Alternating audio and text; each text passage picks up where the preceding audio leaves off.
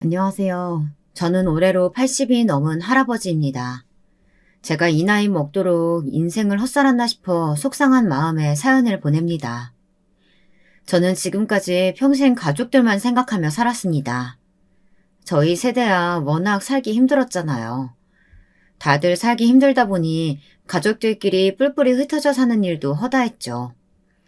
저는 10살도 되기 전 아버지를 따라 여기저기 안 가본 곳이 없이 떠돌아다녔습니다.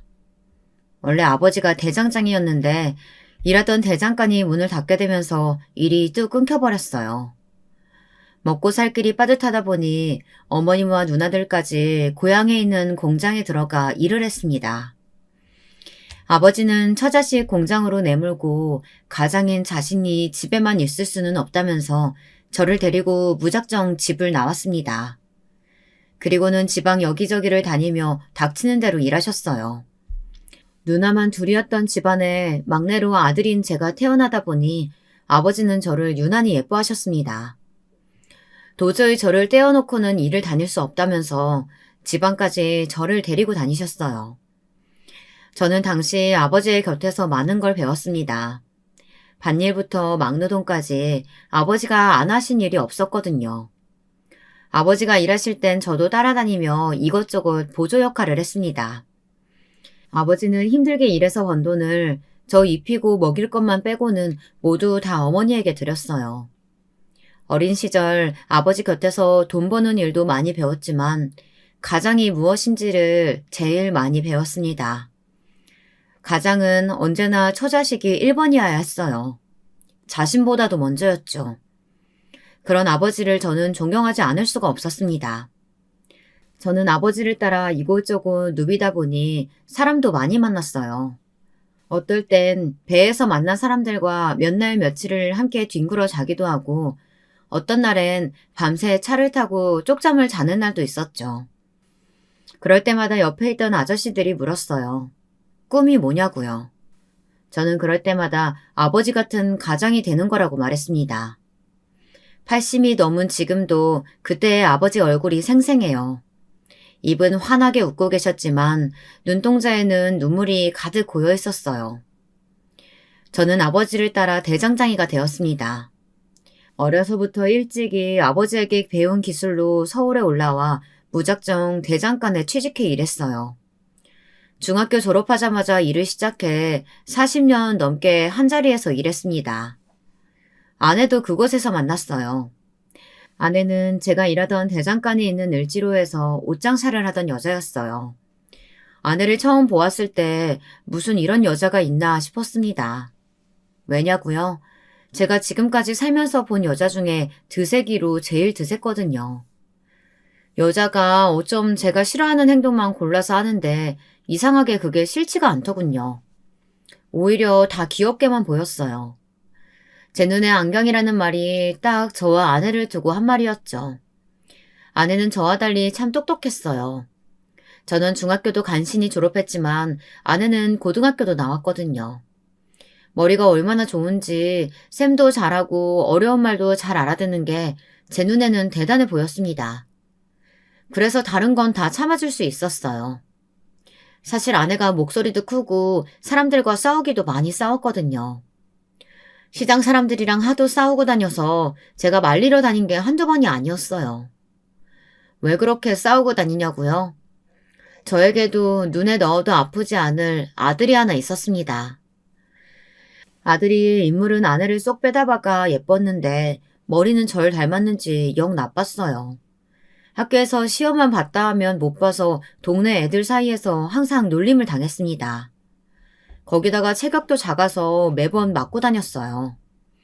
그럴 때마다 아내는 아들 손을 잡고 아들을 괴롭히는 녀석들을 쫓아가 흠씬 혼내주었습니다. 그러다 보니 애들 싸움이 어른 싸움까지 된 거죠. 한 번은 그런 적도 있습니다. 저희 대장간 바로 옆집에 식당이 하나 있어요. 제가 10년째 다니는 단골 식당이에요. 농담으로 제 아내가 차려준 밥상보다 그 식당 아줌마 밥을 더 많이 먹었다고 할 정도로 막역한 사이였죠. 그런데 아내는 처음부터 그 아줌마를 싫어했어요. 남편도 있는 옆에 내가 식당에 오는 남자들한테 여우짓을 한다며 저하고도 가깝게 지내지 말라고 했거든요. 그런데 하필이면 그 아줌마 아들이랑 저희 아들이 같은 학교에 다녔어요. 하루는 식당 아줌마 아들놈이 제 아들놈이랑 싸워 제 아들놈 코피를 터트려 놨나 봐요. 그날 점심때 아내가 장사를 하다 말고 식당에 쫓아왔더군요. 이 예쁜 내가 식당에 오는 남자들한테 살랑살랑 꼬리칠 때부터 내가 알아봤어. 도대체 자식 교육을 어떻게 시켰길래 내 귀한 아들 코를 터트려? 뭐야? 이게 미쳤나? 내가 언제 남자들한테 꼬리를 쳤다고 지랄이야? 이게 말이면 다 한 줄 아나? 네가 내 남편 반찬 갖다 줄 때마다 눈웃음 흘리면서 살랑거리는 거 내가 모를 줄 알아? 네 못생긴 아들놈 때문에 우리 잘생긴 아들 콧대 내려앉으면 책임질 거냐고. 아이고 웃기고 있네. 네 남편이나 네 아들이나 둘 다 두꺼비같이 생겼구만. 어디서 개소리하고 앉았어? 뭐? 개소리? 어디 한번 개소리 내는 미친년한테 당해볼래? 그날 시장 바닥 전체가 흔들릴 정도로 곡소리가 끊이질 않았습니다. 저는 아내가 막무가내로 굴 때마다 너무 힘들었어요. 오랫동안 시장에서 가게하면서 별별 일을 다 겪어서인지 젊을 때 드셌던 성격이 점점 더 불같이 변했습니다. 그냥 넘어갈 일도 아내는 잘 참지를 못했어요. 문제는 아들도 똑같이 키웠다는 겁니다. 제 아들 녀석이 어릴 때부터 체력도 약하고 공부도 잘 못했어요. 아내는 그런 아들을 강하게 키우겠다고 운동이란 운동은 다 시켰습니다. 저는 영 안 되면 대장간에서 일 가르치면 된다고 했지만 아내는 제 말을 들어주지 않았어요. 하나뿐인 아들을 우리처럼 키울 수는 없다면서 운동이든 악기든 예체능이라도 시키겠다고 버는 족족 아들에게 다 투자했죠. 아내 생각에 전부 동의한 건 아니었지만 그래도 하나뿐인 아들에게 부족한 건 없이 다 해줘야겠다는 마음만은 저도 아내와 같았습니다. 저희 아버지도 그러셨으니까요. 힘든 형편에도 제가 하고 싶다는 건 다 하게 해주시고 먹고 싶다는 건 다 사주셨어요. 누나들이 샘낼 정도로 말이죠. 그런데 그게 화근이었습니다. 저와 아내 둘 다 먹고 사느라 바빠 아들을 마냥 오냐오냐 키웠더니 아들이 어느새 망가져 있었어요. 아들의 문제를 처음 알게 된 건 저였습니다. 아들이 고등학교에 다니던 시절이었는데요. 그날도 제가 대장간에서 한참 일을 하고 있었는데 가게로 파출소에서 연락이 왔어요. 글쎄 제 아들놈이 파출소에 있다네요. 다른 학교 아이들과 싸움이 붙었는데 제 아들 녀석이 심하게 상대방 아이를 때렸다고 하더라고요. 그래서 맞은 아이 부모가 제 아들 녀석을 신고했대요. 무조건 감옥에 넣겠다고 난리가 났답니다. 저는 놀라서 한달음에 파출소로 달려갔어요. 그런데 아들에게 맞았다는 아이들의 말을 듣는데 저는 소름이 돋았습니다. 그만하라고 죽는다고 말렸는데도 제 아들놈이 멈추지 않고 때렸대요. 심지어 싸운 아이 중 한 명은 상태가 심각해 병원에 입원까지 했답니다. 저는 한숨밖에 나오질 않았어요. 거기다가 파출소에는 아들 학교 선생님까지 와 계셨습니다. 저 새끼 저거 완전 미친놈이에요. 권투 배웠다고 자랑하길래 그냥 좀 같이 놀자고 한 건데 나중에는 담뱃불까지 얼굴에 지지려고 했다니까요. 상황은 심각했습니다. 선생님 말씀이 피해자 학생 부모의 의견이 강경해서 잘못하면 학교까지 잘릴 수 있는 상황이라고 하더군요. 안 그래도 답답해 죽겠는데 아내는 파출소까지 찾아와 더 난리를 쳤습니다. 애들끼리 싸울 수도 있지. 별것도 아닌 일 가지고 애 인생을 망치려고 해요. 병원비 물어주면 되잖아요. 제가 아는 아내는 분명 셈이 빠르고 똑똑한 사람이었습니다. 그런데 언제 저렇게 무식한 여편애가 된 건지 모르겠더군요. 저는 아내를 데리고 밖으로 나왔습니다. 피해자 애들 부모한테 무릎 꿇고 사과해도 시원찮을 판에 당신 그게 지금 무슨 태도야? 옛날에 우리 애들 맞고 들어왔을 때 생각 안 나? 한 대만 맞고 와도 난리치고 쫓아가던 사람이 무식하게 왜 이래? 뭐? 무식? 중학교도 간신히 졸업한 주제에 어디서 나더러 무식이래? 당신이 무식한 대장장이니까 저 인간들이 우리 무시하고 내 아들 구치소에 쳐넣으려고 하는 거잖아. 아내와는 말이 통하질 않았습니다. 아주 아나무인이 따로 없었어요. 그래, 내가 무식하고 배운 거 없는 대장장이라 처자식 무시당하게 하는 못난 애비다. 저는 아내에게 모진 말을 퍼붓고 다시 파출소로 들어가 피해자 부모들 앞에 무릎을 꿇었습니다. 제 아들이 잘못한 건 분명하지만 이대로 고등학교도 졸업 못하게 할 수는 없었어요. 아내가 드세고 무식한 소리를 하긴 해도 다 틀린 말은 아니에요.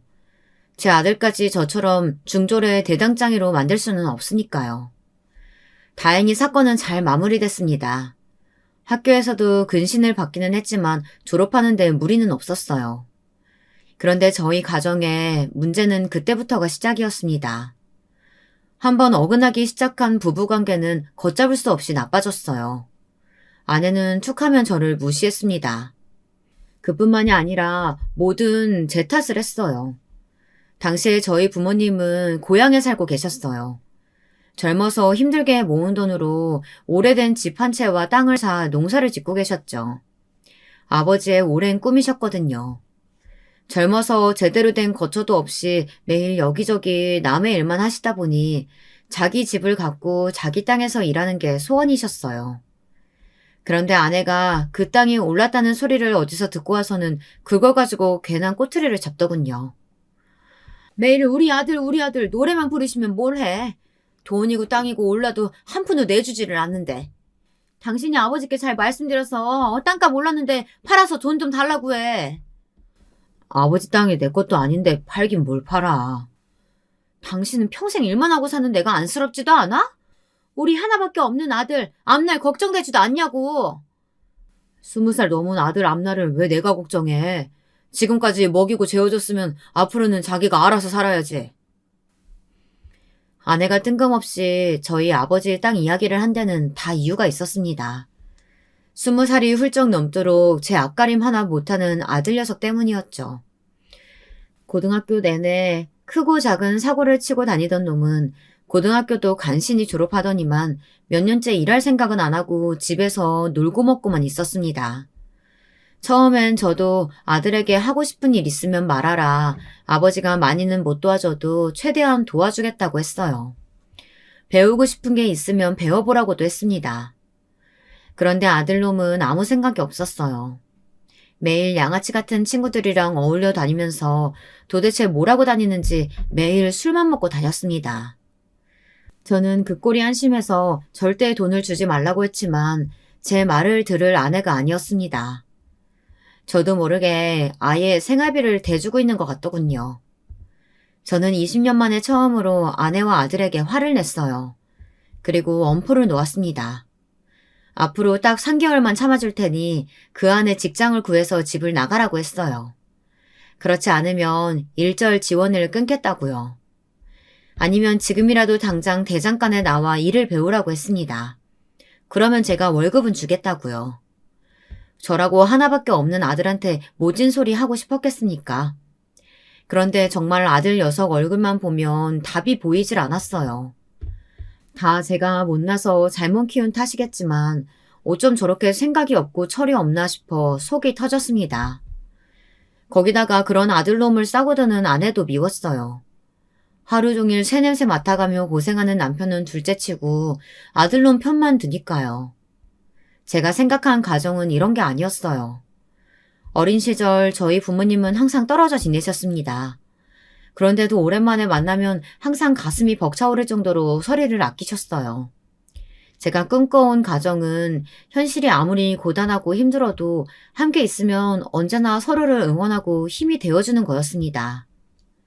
그런데 저와 아내는 매일 붙어 있어도 서로를 미워하고 탓하기만 했습니다. 아들도 마찬가지였고요. 아들은 제 엄포에도 변하질 않았어요. 오히려 더 못나게 굴었죠. 저는 죽어도 대장간에서는 일 안 해요.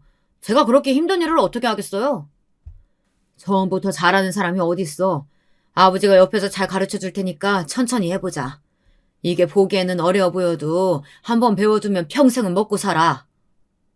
저는 어떻게든 아들에게 산에 고실은 하게 살게 하고 싶어서 어르고 달랬습니다. 차라리 우리 대장간 그만두고 그 돈으로 큰 가게 하나 차리는 거 어때요? 고급 레스토랑이나 술집 같은 거요. 저한테 기회 주시면 제가 잘해볼게요. 혹시 알아요? 제가 잘 돼서 어머니 아버지 둘 다 일 그만두고 호강하실지? 아들놈은 겉만 번지르르 하고 뜬구름 잡는 이야기만 해댔습니다. 주방에 한번 들어가 본 적도 없는 놈이 도대체 레스토랑은 어떻게 하겠다는 건지 모르겠습니다. 거기다가 잠도 많아서 새벽에 일어나지도 못하는 게 무슨 술집을 하겠다는 건지 이해할 수가 없었죠. 이게 아직도 정신 못 차리고 헛소리하고 있네. 직장 생활도 한번 못 해본 네가 무슨 장사야? 너 내가 좋게 말하니까 말을 못 알아듣는 것 같은데 당장 내일부터 대장간에 나와. 안 그러면 집에서 아예 쫓아낼 줄 알아. 당시에 고향에 계신 아버지도 건강이 좋지 않아 저는 이래저래 싱숭생숭했습니다. 어머니가 아버지 때문에 힘들어 하셨거든요. 그런데 그 와중에 아들놈이 또 사고를 쳤습니다. 이번엔 아예 집을 나가버렸어요. 그때는 카드고 뭐고 없을 때라 뭐든지 다 현금만 가지고 다니던 시대예요. 큰돈이 들어갈 일이 있으면 가방에 돈을 넣어 품에 꼭 안고 다녔습니다. 그때 아버지께서 큰 수술을 받게 돼서 저희 서울집에 와 계실 때였어요.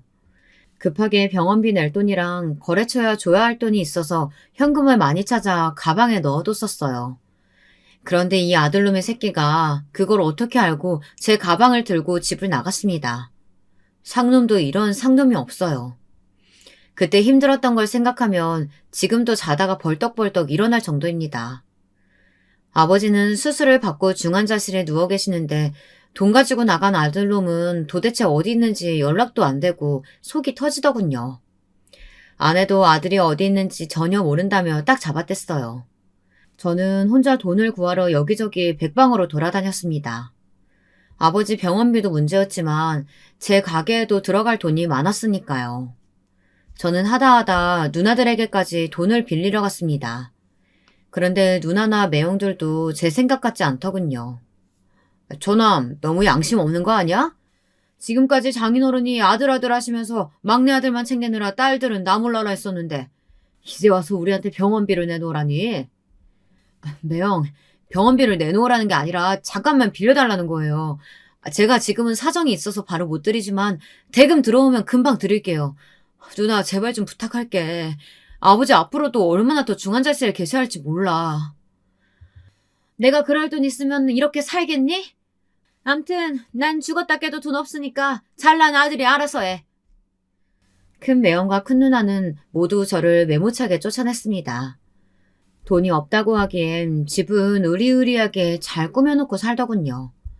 둘째 누나와 매형도 상황이 크게 다르지는 않았습니다. 전함, 지금 상황을 너무 모르는 거 아니야? 내가 처갓댁 갈 때마다 동네 사람들한테 물어보니까 장인어른 땅이 어마어마하다는데 장인어른한테 하루라도 빨리 얘기해서 그 땅 좀 팔아가지고 나눠달라고 해. 그럼 돈 걱정 없잖아. 당신이 뭔데 우리 아버지 땅을 팔아라 말아라 간섭을 해. 괜히 쓸데없는 소리 말고 당신이 병원비 좀 빌려주면 될 거 아냐. 둘째 매형은 이런 상황에서도 빨리 땅이나 팔라고 성화였습니다. 나중에는 누나랑 둘이 부부싸움 하느라 제 이야기는 듣지도 않더군요. 둘째 누나는 제게 못 볼 꼴을 보였다며 미안해했지만 그런 건 중요하지 않았습니다. 제게는 지금 당장 돈이 더 급했으니까요. 저는 결국 제가 살던 집을 팔았습니다. 결혼할 때 아버지가 사주신 집이었는데 급한 대로 전세로 돌렸어요. 아내는 노발대발 난리가 났습니다. 이 나이에 집도 없으면 어떡하냐. 이런 집구석에 아들이 들어오고 싶겠냐고요. 저는 화가 나서 아내에게 소리쳤습니다. 아들은 무슨 아들이냐. 저한테 이제 아들놈은 없으니 그렇게 알라고 했습니다. 아들놈이 다시 들어와 손이 발이 되게 빈다고 해도 용서해주지 않을 거라고요. 저는 진심이었습니다. 다시는 아들 얼굴을 보고 싶지 않았어요. 말해봐야 제 얼굴에 침 뱉기지만 정말로 내 아들놈은 개만도 못한 놈이었습니다. 어떻게 된 놈이 할아버지 병원비를 가지고 집을 나간답니까? 힘들고 슬퍼도 세상은 잘만 돌아갔습니다. 아버지는 중환자실에서 나와 일반 병실에 잠시 계시다 요양원으로 가셔야 했습니다.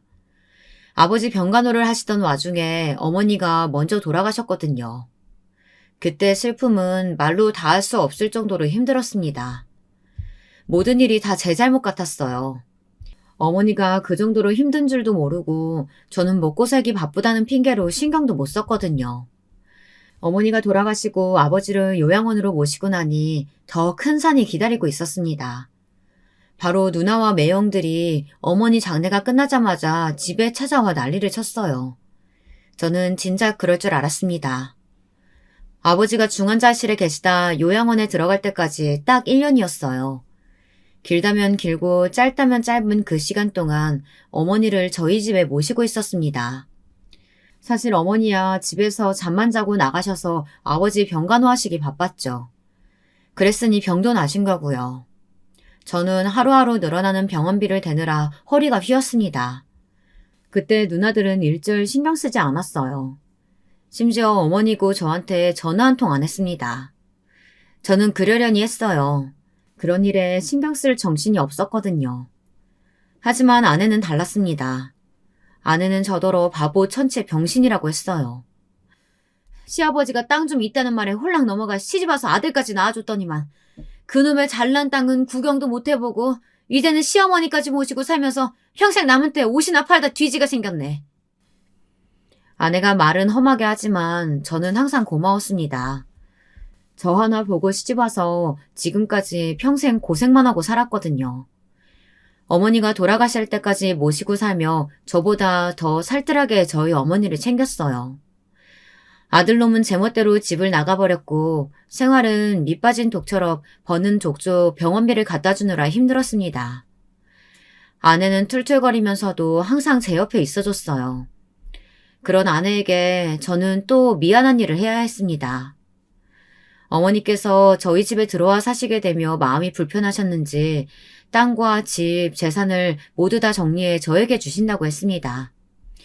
아들이라서만이 아니라 지금까지 평생 자식 노릇한 건 저밖에 없으니 저한테 주신다고 했죠. 아내는 너무 좋아했지만 저는 그러지 마시라고 했어요. 어머니 아버지가 평생 힘들게 버신 건데 저 혼자 다 받을 수는 없어요. 지금이야 어떻든 어려서부터 누나들도 고생 많이 했으니까 누나들이랑 똑같이 나눠서 주세요. 누나랑 매형들에게는 미리 말하지 않았지만 저는 진작 아버지 어머니의 재산을 물려받았고 만약 두 분 중 한 분이라도 돌아가시면 누나들에게 똑같이 나눠주겠다고 미리 말씀드렸어요. 어차피 부모님 재산을 제가 다 물려받았다고 하면 절대 가만히 있을 사람들도 아니니까요. 어머니가 돌아가시자마자 찾아온 누나와 매형들은 제 이야기를 듣고 나서야 한결 가벼워진 얼굴들로 돌아갔습니다. 아내는 저를 답답해했지만 이내 제가 혼자 방에 앉아 우는 모습을 보더니 더는 말하지 않았어요. 저는 너무 슬펐습니다. 세상에 그런 슬픔이 있을까 싶을 정도로 가슴이 찢어지는 것 같았어요.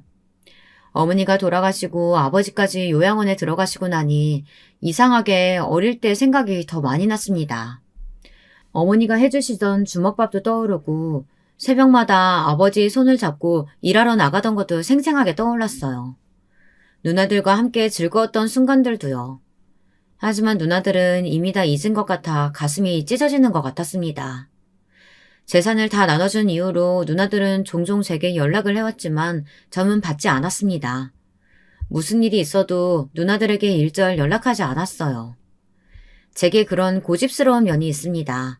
한 번 사람이 싫어지면 아주 매몰차게 돌아서 아는 척도 안 해요. 줄 거 다 주고 계산 끝났으니 더는 보고 싶지 않았습니다. 몇 년을 정신없이 살다 어느 날 문득 거울을 봤더니 저도 많이 늙어 있더군요. 매일 아버지 요양원만 왔다 갔다 하고 일만 해서인지 시간이 어떻게 흐르는지 모르고 있었어요. 아버지가 요양원에서 돌아가시고 나서 그제야 저는 고향에 어머니가 사시던 집을 팔았습니다. 그리고 서울에 아파트를 샀어요. 남은 돈으로는 가게를 늘릴 생각이었습니다. 그런데 아내가 또 노발대발 난리가 났어요. 나도 이제 더는 못 참아. 당신도 조금 있으면 환갑인데 그놈의 대장간 좀 때려치우고 우리도 좀 편한 거 하면서 쉽게 좀 삽시다. 배운 게 도둑질이라고 할 줄 아는 거라고는 대장간 일밖에 없는데 하루아침에 어떻게 그만둬. 당신이야말로 옷장사 그만두고 쉬어. 그래봐야 둘이 사는데 내가 혼자 벌어도 충분히 먹고 살아. 고집스럽다고 해도 할 수 없지만 저는 평생을 해온 대작간 일을 그만둘 수 없었습니다. 밥을 먹고 화장실을 가는 것처럼 가게에 나가 일하는 게 저에게는 전부였어요. 그런데 인상이라는 게 참 제 마음대로 되지 않더군요. 10년 가까이 연락이 되지 않던 아들이 갑자기 제 눈앞에 나타났습니다.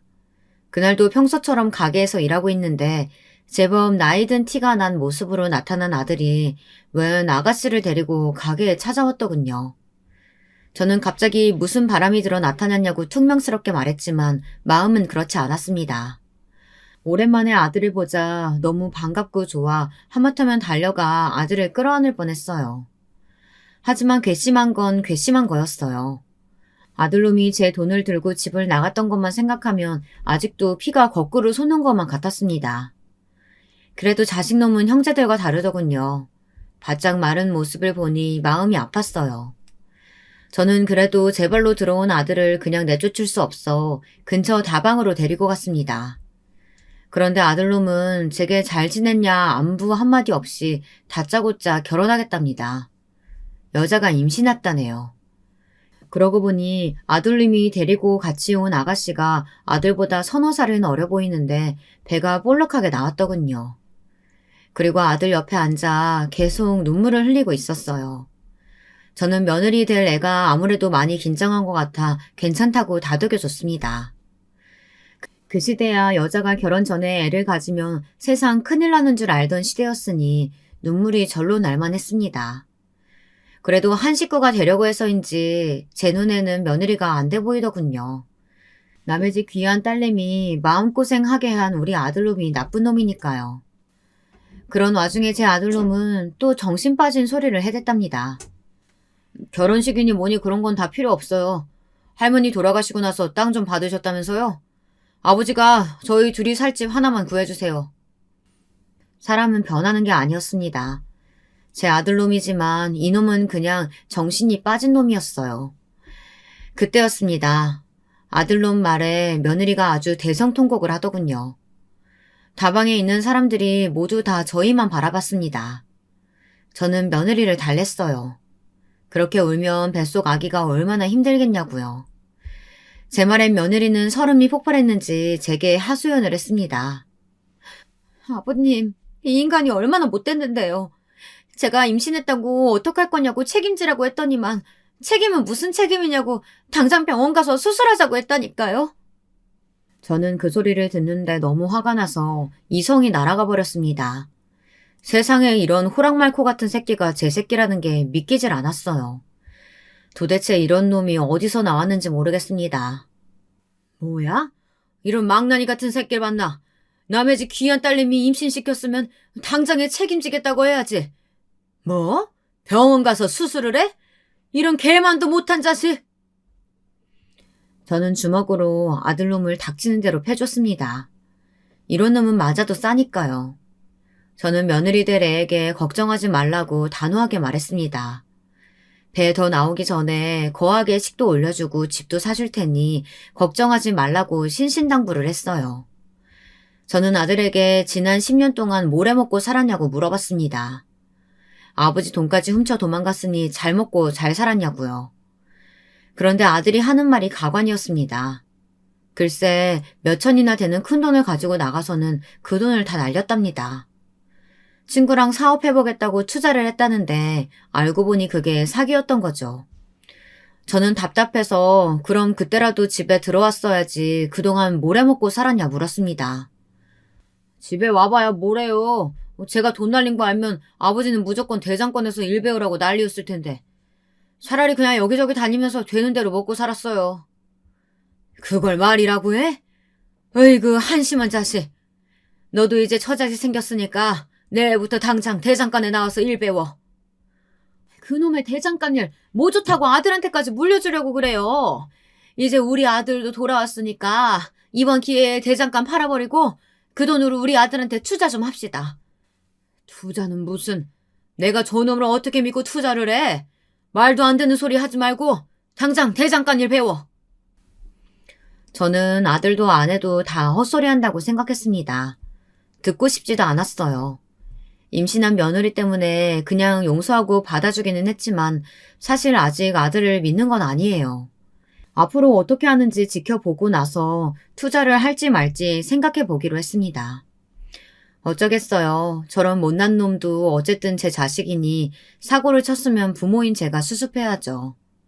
저는 약속한 대로 아들 며느리 결혼식도 올려주고 서울에 번듯한 집도 한 채 사줬어요. 제가 자식이 둘 셋도 아니고 하나인데 이왕 손주까지 생기는 거 좋은 집으로 해주고 싶어 통 크게 해줬습니다. 미워도 핏줄이라 그런지 아들놈이 며느리랑 사는 모습을 보니 지금까지 쌓여있던 화가 눅놓듯 사라지는 것 같더군요. 아들이라는 놈은 지난 10년 동안 도대체 어떻게 먹고 살았는지 할 줄 아는 거라고는 하나도 없었습니다. 제가 일 안 하면 한 푼도 도와주지 않겠다고 해서 억지로 대장간에 나오기는 했지만 써먹을 데가 없었습니다. 거기다가 못 본 새에 나쁜 건 다 배웠더군요. 어느 날이었어요. 아침에 출근해서 일 좀 하려고 하면 아들놈은 툭하면 사라졌습니다. 처음엔 대장간이 답답해서 나갔나 보다 했는데 시간이 지날수록 이상했어요. 아들이 나갈 때마다 금고에 돈이 슬쩍슬쩍 비는 게 보였거든요. 그래서 하루는 제가 아들 뒤를 밟았습니다. 도대체 어디를 싸돌아다니나 싶어서요. 그런데 이놈의 새끼가 진짜 별짓을 다 하고 다니더군요. 언제 또 알았는지 시장 골목에 아저씨들끼리 모여 화투나 카드를 치는 하우스 같은 곳이 있었는데요. 이 새끼가 거기를 드나들더라고요. 아무리 철이 없어도 그렇지 이제 처자식도 있는 가장이 어쩜 저렇게 정신을 못 차리나 싶었습니다. 저는 당장 따라 들어가 귀때기를 잡아 끌고 나왔어요. 이 한심한 놈아, 30도 훨씬 넘은 놈이 아버지 돈에 손대는 것도 모자라서 이제는 도박까지 해? 너 도대체 언제 정신 차릴래? 내가 우리 며느리 보기 창피해서 살 수가 없다. 아파요. 그러니까 대장간 말고 제가 할 만한 일을 좀 하게 해달라니까요. 너 같은 놈이 할 일이 세상에 어딨어? 이 자식아 제발 좀 정신 좀 차려라. 아들놈만 보면 속이 뒤집혔습니다. 그나마 다행인 건 며느리가 똘똘하다는 거예요. 아들놈이 그래도 여자 보는 눈은 있었습니다. 며느리가 임신하기 전에 미용실에서 일했대요. 미용실에 제법 며느리의 단골 손님이 많았다더군요. 제가 옆에서 봐도 애가 싹싹하니 성격도 밝아 가게를 하면 잘할 것 같기는 했습니다. 그래서 저는 몇 개월을 고민하다 아들과 며느리를 불러놓고 말했습니다. 제 아들놈은 영 돈 버는데 소질이 없으니 며느리만 괜찮다면 제가 미용실 하나 내주겠다고 했어요. 당연히 아들놈은 눈을 부라리며 난리를 쳤지만 며느리는 좋아했습니다. 그런데 아내가 시어머니 노릇을 하더군요.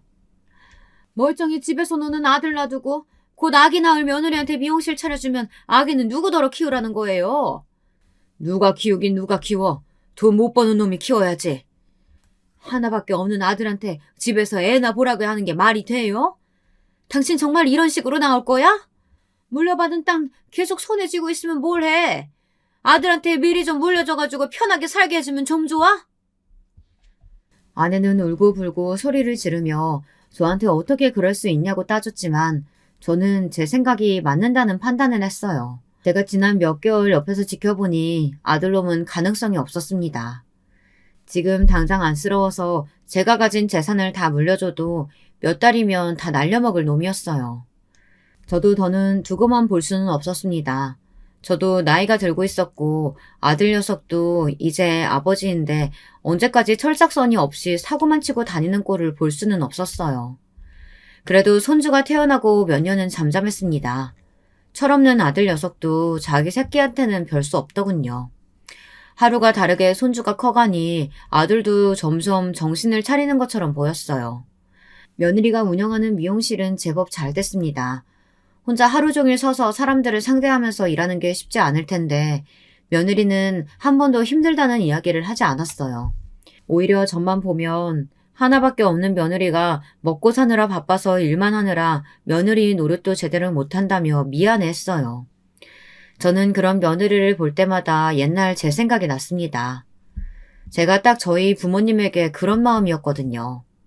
부모님에게 잘하고 싶은 마음만 앞섰지 일이 바쁘다는 핑계로 곁에 있어드리지 못한 게 후회되곤 했어요.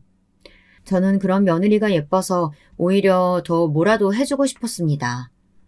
며느리는 손주도 참 바르게 잘 키웠어요. 사실 손주가 제 눈에는 당연히 천사처럼 예뻤지만 마냥 잘해줄 수만은 없었어요. 혹여나 제 아들을 닮아 어려서부터 싹수가 없을까봐 저는 오히려 더 엄하게 대했습니다. 다행히도 손주는 제 아들이 아닌 며느리를 닮아 머리도 좋고 예의도 발랐어요. 학교도 들어가기 전부터 미용실을 하는 자기 엄마가 바쁘면 옆에서 수건도 개고 청소도 하며 알아서 도와주던 아이였습니다. 가끔 보면 다 큰 자기 아버지보다 의젓하게 보일 때도 있었죠. 제 평생의 걱정거리였던 아들내미도 차차 나이 들며 자기 삶을 찾아 잘 살아가는 것처럼 보였습니다. 그런데 마음을 좀 놓으려고 하던 그때 또 일이 터졌습니다. 제 아들놈이지만 정말 답없는 녀석이었어요. 이 자식이 제가 그렇게 말을 했는데도 버릇을 못 고쳤더군요. 글쎄 이제는 하다하다 불법 도박에까지 손을 댔더라고요. 도박도 도박이지만 합법적인 게 아니라 문제가 컸어요. 거기다 한심한 이놈의 자식이 대형 사고를 쳐놓고는 처자식을 버리고 내빼버렸다는 겁니다. 그것도 자기 마누라 미용실까지 날려먹고요. 무슨 소리냐고요? 글쎄 도박으로 잃은 돈과 여기저기 빌린 돈을 갚겠다고 며느리 미용실 보증금을 빼서 날아가 버렸습니다. 거지 같은 자식이 사고만 쳤다 하면 가족들 돈을 가지고 도망치는 게 특기이자 취미였어요. 저는 도저히 창피해서 며느리 얼굴을 못 보겠더군요. 아버님 걱정하지 마세요. 그 인간 나가서 또 돈 떨어지면 알아서 들어올 거예요. 속 깊은 며느리는 오히려 제 걱정을 했습니다. 제가 갑자기 사라져버린 아들놈을 걱정이라도 할까봐 신경이 쓰였나 보더군요. 제 아들이지만 못나도 정말 못났습니다. 이런 좋은 아내를 두고 왜 그렇게 정신을 못 차릴까 싶었어요. 아들은 빚쟁이들 눈을 피해 몇 년을 도망자 신세로 다녔습니다. 저는 아들이 궁금하지 않았어요. 가끔 미용실에 지 처자식을 보러 오는 것 같기는 했지만 모르는 척 했습니다. 꼴도 보기 싫어서요. 그리고 며느리에게도 절대 돈을 주지 말라고 했어요. 그런 놈 무시하고 살라고요. 그렇게 아들과는 다시 또 몇 년 동안 연을 끊고 살았습니다. 저도 이제 많이 늙었습니다. 어느새 아버지가 돌아가신 나이보다 훨씬 더 나이를 먹었죠. 제 며느리도 벌써 50이 다 돼가고 손주 녀석도 얼마 안 있으면 대학생이 됩니다. 시간이 참 빨라요. 손주 녀석이 대학에도 가고 결혼까지 하는 모습을 과연 볼 수 있을까 싶었는데 지금 건강만 같으면 우리 하나밖에 없는 손주가 증손주까지 낳는 것을 볼 수 있겠다 싶었습니다. 아내는 가끔 밤이면 아들 사진을 꺼내놓고 울기도 합니다. 아무리 자식이 못났어도 자식을 버리는 부모가 어딨어. 우리 새끼는 나가서 죽었는지 살았는지도 모르는데 당신은 피도 안 섞인 며느리만 그렇게 싸고 돌아야겠어? 당신이야말로 하나밖에 없는 자식 새끼 그따위로 키워서 장가까지 보냈으면 며느리한테 미안한 마음 가지고 더 잘해줘. 남편 노릇 나비 노릇은 하지도 않고 한량처럼 맨날 떠돌아다니는 자식이랑 헤어지지도 않고 참고 살아주는 게 얼마나 고마워. 우리 새끼가 한량이라서 떠돌아다녀요? 당신이 한 번을 아들이 해달라는 대로 해주질 않으니까 애가 집에 정을 못 붙이는 거지. 웃기고 있네. 당신이야말로 그 자식 그렇게 안쓰럽고 불쌍하면 나가서 그 놈이랑 살아. 난 그 자식 아주 꼴도 보기 싫으니까. 80이 넘을 때까지 아들놈 뒤지다거리 하는 부모가 세상에 어디 있답니까? 자기 손으로 돈 한 번 제대로 벌어본 적 없는 놈이 다 늙은 부모 일절 봉양할 생각은 안 하고 맨날 재산이나 먼저 달라고 조르며 말도 안 되는 소리를 해대는데 누가 예쁘겠습니까? 그러던 어느 날이었습니다. 제 생일이 며칠 남지 않았을 때였는데 웬일로 아들놈이 집에 찾아왔더군요.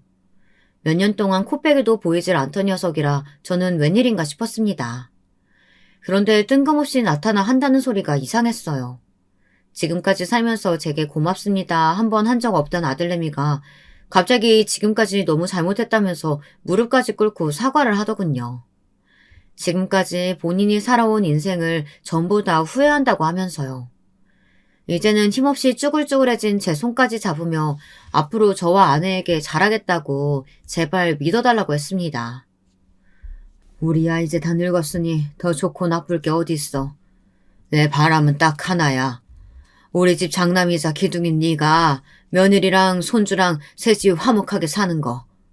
그러기만 하면 내가 지금 당장 눈 감아도 괜찮겠어. 아들은 제 손가락까지 걸고 약속했습니다. 앞으로는 정말 달라지겠대요. 손주도 이제 대학생인데 자기가 정신 차리지 않으면 되겠냐면서요. 저는 평생에 처음 보는 낯선 모습에 아들을 마지막으로 믿어보기로 했습니다. 아들 말대로 자기 자식이 저렇게 장성의 성인이 됐는데 다 생각이 있겠지 싶었죠. 그런데 정말 변하기로 하긴 했는지 이래저래 노력을 많이 했습니다. 저희 집에도 자주 와서 같이 밥도 먹고 전화도 자주 하더군요. 저나 아내의 건강도 걱정된다면서 처음으로 저희를 데리고 건강검진도 다녀왔어요. 저도 저였지만 아내 얼굴이 폈더군요. 거기다가 가장 좋았던 건 아들이 며느리에게 잘하는 모습이었습니다. 며느리가 미용실 문 닫을 시간에 가서 정리도 도와주고 셔터도 내려주는 것 같더라고요. 저는 아들에게 잘했다 칭찬해줬습니다. 그렇게 하나하나 노력하다 보면 며느리와의 사이도 예전으로 돌아갈 수 있을 거라고요. 그런데 어느 날 아들이 기특한 제안을 했습니다. 저와 아내에게 꽃놀이를 가자고 하더군요. 저는 며느리와 손주도 데려가자 했지만 아들은 꼭 셋이서 소풍을 가고 싶다고 했어요. 제가 어릴 때도 우리 셋이 소풍 간 적 한 번도 없잖아요. 저 나이 들기 전에 우리 셋이 한번 소풍 가고 싶어요. 아들 말이 맞았습니다. 뭐가 그렇게 살기 바빴다고 우리 세 식구 소풍은커녕 꽃놀이 한번 가본 적이 없더군요. 80이 넘어서야 처음으로 아들과 아내 손을 잡고 소풍을 간다는 게 가장으로서 미안했습니다. 제 딴에는 아내와 아들에게 언제나 성실한 아버지라고 생각했었는데 사실 돌이켜보면 대단하게 잘해준 것도 없는 것 같더군요. 아들은 대견하게도 도시락까지 싸왔습니다. 저와 아내를 주겠다고 과일까지 예쁘게 잘라 먹기 좋게 해왔더라고요. 정말 오랜만에 바람도 쐬고 꽃놀이도 실컷 했습니다. 그런데 그때 제 핸드폰이 울렸어요. 메시지 한 통이 왔는데 손주가 보낸 메시지더군요. 저는 반가워서 바로 메시지를 확인했습니다. 꽃놀이 왔는데 너무 좋다고 다음에 꼭 같이 오자고 말할 생각이었죠. 그런데 손주의 메시지 내용이 충격적이었어요. 할아버지, 설마 아빠랑 어디 가셨어요? 절대 아빠 따라가시면 안 돼요. 할아버지 무조건 죽어요. 저는 도대체 이게 무슨 말인가 싶어 한참 핸드폰을 봤습니다. 읽고 또 읽어도 이해가 되지 않아 핸드폰을 들고 화장실에 가서 손자에게 바로 전화를 했습니다. 그리고 도대체 메시지 내용이 무슨 소리냐고 물었죠. 그러자 손자가 하는 말이 저는 도무지 이해가 안 됐어요. 할아버지, 그게 사실은 아빠가 내내 제 컴퓨터를 썼는데요. 검색창에 이상한 게 있어요. 절대 아빠랑 같이 어디 가시면 안 돼요. 손자가 도대체 뭘 봤는지 놀라서 말을 버벅거리기까지 하더라고요. 저는 우선 손자부터 다독여 진정시켜야 할 것 같아 차분하게 말해보라고 했습니다. 그러자 손주가 애써 진정을 하며 다시 말을 하는데 들을수록 믿기지 않았어요. 손주 컴퓨터 검색창에 아들이 수면제 구입 방법, 교통사고 사망 시 보험금 수령 금액, 교통사고 중 운전자만 생존 등등 교통사고에 대한 내용과 부모가 사망 시 자녀에게 재산 상속이 어떤 식으로 지급되는지도 계속해서 검색했답니다. 손주 목소리는 계속해서 떨렸습니다. 저는 손주에게 너무 미안해 알겠다고 할아버지 아무 일도 없을 거니까 걱정하지 말라고 했습니다. 저는 손주의 말을 듣고도 설마설마 했어요. 아무리 제 아들이 망나니 같아도 부모를 죽이려고 작정하는 놈은 아닐 거라고 믿고 싶었거든요. 그런데 제 아들은 망나니 정도가 아니라 천하의 개 호로 자식이었습니다. 정말 저와 아내를 죽일 생각이었나 봐요. 집으로 돌아오는 길에 아들이 커피를 타왔다며 종이컵에 커피를 한가득 주더라고요. 저는 왠지 먹기가 겁났습니다. 자꾸만 머릿속에 손자가 말한 수면제 구입 방법이 떠올랐거든요. 아들이 준 커피에 수면제라도 들어있으면 어쩌나 이런 걱정뿐이었습니다. 저는 아들 앞에서는 먹는 척만 하고 슬쩍 커피를 바닥에 버렸습니다. 차마 아내에게 건넨 것까지는 버리질 못했고요. 아내에게 도무지 뭐라고 말해야 할지 몰라서요. 그런데 차를 타고 몇 분 가지도 않았는데 아내가 금세 골아떨어졌습니다. 정말 무슨 약이라도 먹은 사람처럼 그냥 잠들어 버렸어요. 어머니가 많이 고단하셨나 봐요. 금방 잠드셨네요. 아버지는 괜찮으세요? 피곤하시면 주무세요. 제가 도착하면 깨워드릴게요. 순간 저는 온몸에 소름이 돋았습니다. 운전석에 앉은 사람이 정말 제 아들이 맞나 싶을 정도로 무서웠어요. 아들은 자꾸만 저에게 피곤하지 않냐고 물었습니다. 저는 아무래도 안 되겠다 싶어서 눈을 감고 잠든 척 했습니다. 그런데 뭔가 이상하더군요. 차가 자꾸만 비틀비틀 하는 것 같았어요. 저는 실눈을 뜨고 슬쩍 앞을 봤습니다. 그런데 그 순간 갑자기 아들 차가 중앙선을 넘어가려고 하더군요. 저는 놀라서 아들이 잡고 있던 핸들을 잡아 세게 돌렸습니다. 바퀴가 금방이라도 터질 것처럼 소음을 내며 미끄러졌어요. 제가 빠르게 핸들을 돌린 덕분에 다행히 사고는 면했지만 차가 갓길로 미끄러져 중앙분리대에 부딪혔습니다. 아버지 어머니 괜찮으세요? 제가 깜빡 졸았나 봐요. 아들은 연기력이 뛰어났습니다. 정말 자기가 졸음 운전을 해서 실수로 중앙선을 넘은 것처럼 굴더군요. 그 난리가 났는데도 아내는 비몽사몽 눈을 제대로 뜨지를 못했어요. 제 아내는 밖에서 비 오는 소리만 나도 잠이 깰 정도로 잠기가 밝은 사람이에요. 아무리 피곤하다고 해도 이 정도로 정신을 못 차릴 사람이 아니었습니다. 저는 그 순간 확신했습니다. 제 아들놈이 드디어 정신이 나갔구나라는 걸요. 저는 그날 아들 앞에서는 한마디도 하지 않았습니다. 오히려 다 늙은 부모 챙기느라 고생 많았다 등을 토닥여줬습니다. 그리고 손주에게도 입단속을 시켰어요. 절대 아무것도 티내지 말라고요. 왜냐고요? 아들놈이라는 새끼가 감히 80 먹은 노인을 물로 보고 개수작을 부리니 제대로 본때를 보여줘야겠더군요. 저는 그날 바로 아내를 데리고 병원에 갔습니다. 그리고 위세척을 받았어요. 그리고 위에서 나온 내용물에 대한 감정도 신청했죠. 얼마 뒤 저의 피해 복수가 시작됐습니다. 아들은 요 며칠 출근하다시피 집에 와서 함께 아침밥을 먹었습니다. 그리고 자꾸만 어딜 놀러 가자는 이야기를 그렇게 했어요. 그럴 때마다 저는 아들놈의 눈동자도 보기 싫었습니다. 이렇게 부모를 빨리 죽이고 싶은 건가 싶어서요.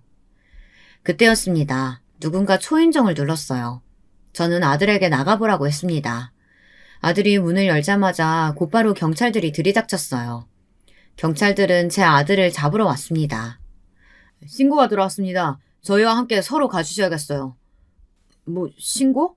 내가 잘못한 게 없는데 무슨 신고? 아버지, 이 사람들 뭐예요? 아버지가 말 좀 해주세요. 경찰관님들, 지금 당장 이 썩을 잡놈 좀 빨리 잡아가세요.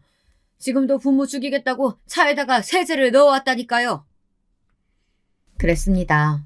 아들놈은 커피에 수면제를 탄 것도 모자라 매일 아침 집에 올 때마다 저희를 준다고 건강차를 만들어 왔는데 거기에 독성 강한 세제를 매일 조금씩 넣었더라고요. 한번 경험이 있다 보니 저는 아들이 주는 음식은 먹지 않았습니다.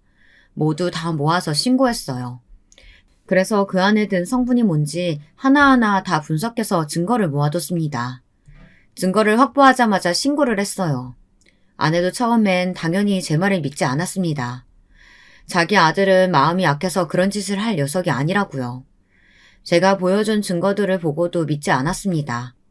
사실 그 정도 증거만 가지고 아들에게 피해 복수를 했다고 생각하진 않아요. 그래봐야 누가 죽은 것도 아니니 구치소에서 몇 달 살다 나올 수도 있잖아요. 저는 재산 정리를 싹 다 했습니다. 제 아들이 제일 무서워하는 게 뭔가 생각했더니 바로 돈이더군요.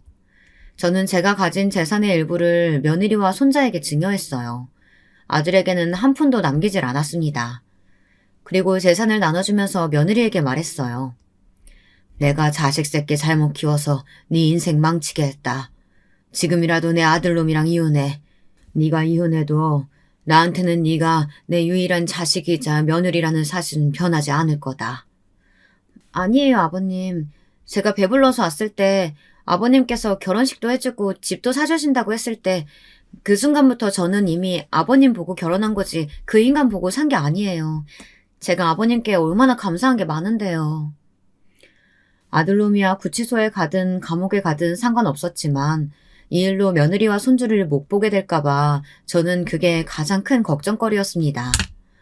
며느리는 제가 어떻게 하든지 다 믿고 따라주기로 했어요. 저는 아들에 대해 신고할 수 있는 건 다 신고했습니다. 제 돈을 훔쳐간 것부터 불법 도박을 한 내용, 그리고 부모인 저와 아내를 계획적으로 죽이려고 했던 정황까지 모조리 다 신고했습니다. 그 이후에 어떻게 됐냐고요? 아들은 지금도 구치소에 있어요. 제가 고소한 내용이 워낙 많아서 구치소 안에서도 계속 조사를 받고 있습니다. 그리고 수많은 고소장들 사이에 제가 쓴 편지도 한 통 넣었어요. 범죄자 새끼에게는 10원도 한 푼 줄 수 없어서 네 이름은 호적에서 아예 파버렸으니까 절대 우리 가족 앞에 나타날 생각하지 마라. 혹여나 내 말 무시하고 내 며느리나 손주 앞에 나타날 날에는 내가 가진 모든 걸 걸어서라도 다시 감옥에 넣어버릴 거다. 변호사 말이 아들은 교도소에서 한 4, 5년은 있다 나올 것 같다고 하더군요. 무슨 법이 부모를 죽이려고 한 자식 새끼를 멀쩡히 살려두는 건지 모르겠지만 어쨌든 저는 제 아들 새끼는 이미 죽었다고 생각하고 살기로 했습니다. 사실 꽃놀이를 다녀오던 그날 차 안에서 제 아들놈은 이미 죽은 거나 다름없으니까요. 아내는 충격에서 아직 벗어나지 못하고 있지만 저와 며느리가 옆에서 잘 챙기고 있습니다. 손주도 대학 다니며 열심히 살고 있고요. 못난 자식 하나 때문에 평생을 마음 졸이며 살았지만 앞으로 얼마나 남아있을지도 모를 제 인생은 제가 아끼는 사람들만 생각하며 살기로 했습니다. 여러분도 자식 걱정만 너무 하지 마시고 스스로를 돌보며 사시길 바라겠습니다. 지금까지 저의 기나긴 인생 이야기 들어주셔서 감사합니다. 안녕하세요. 전 오늘 저의 인생에서 가장 속상했던 이야기를 한번 해보려 합니다. 누구에게도 속 시원히 하지 못했던 서러운 제 시집살이 이야기예요. 먼저 저의 어린 시절에 대해 말씀을 드리자면 전 바닷가가 있는 큰 도시에서 자라났습니다. 아버지는 해산물 시장에서 일을 하셨어요.